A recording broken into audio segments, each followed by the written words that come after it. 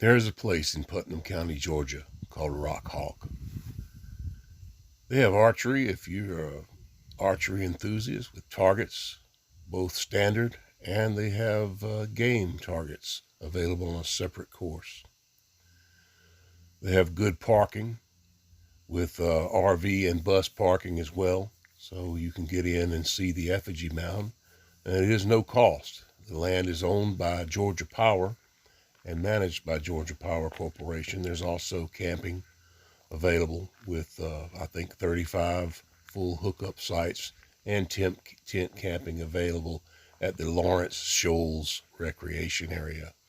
Here is a map of the Hancock and Putnam County area, kind of showing the roads. And then over here on this side, you have the actual map of the trail system. They've got over 15 miles of trails that are available for hiking as well as mountain biking trails.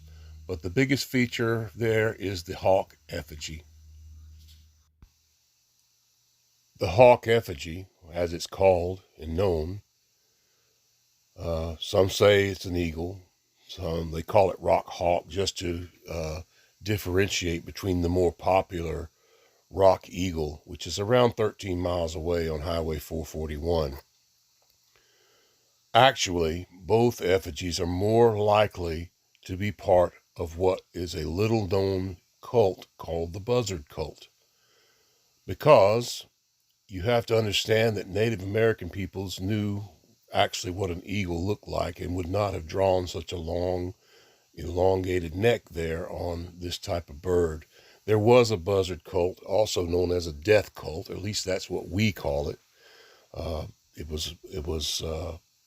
People don't talk about it too much, but I don't know if they honored death or if they had a fascination with it or whatever, but more than likely, these two effigies were part of that. We call it a cult, which in our minds has a negative connotation. Don't really know what that sort of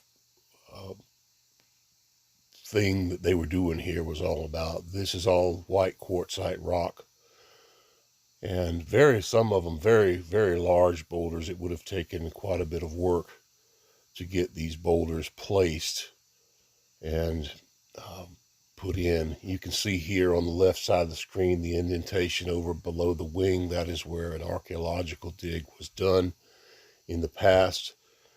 There are a few of those that are still there. Somewhere in this area there's another one over near the fence.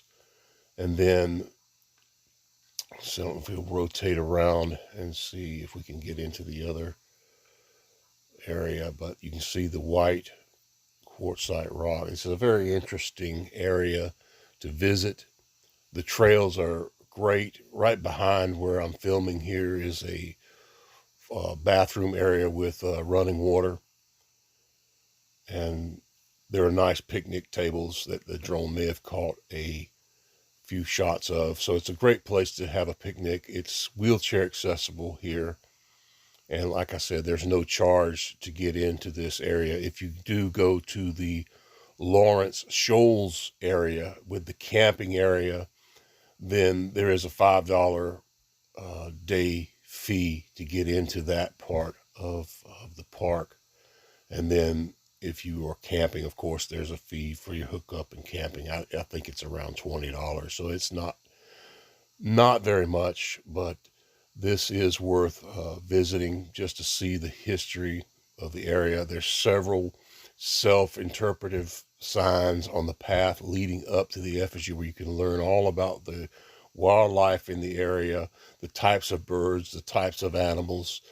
It's just really a really neat area that was really well done because they had the funding to do it through 2 or 3 organizations that got together to protect this area. There was the picnic tables. There's the tower you can climb up to get a bird's eye view. Obviously, with the drone, you get a little bit better shot. Highly recommend visiting the area, and if you're into mountain biking, then the area is a haven for you, and it's not crowded. So there's lots of things to do. Go out and spend a day there. It's not too far from where I live, so it's very easy to get out there and get on trail and just get out in nature. Makes for a good day hike trip out there.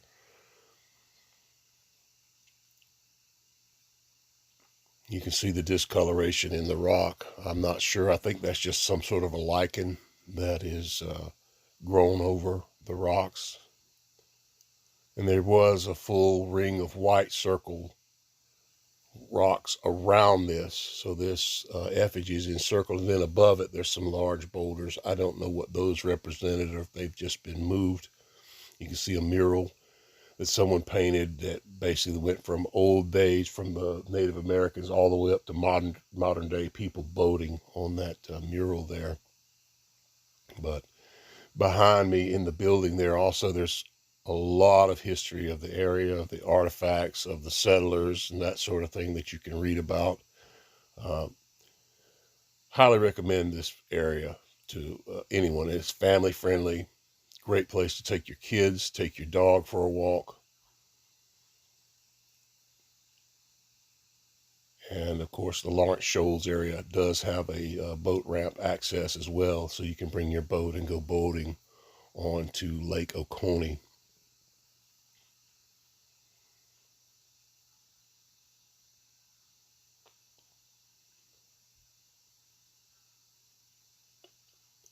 And this one has never been restored. Rock Eagle is in such good condition because it did undergo a restoration several years back, and it is higher than this one.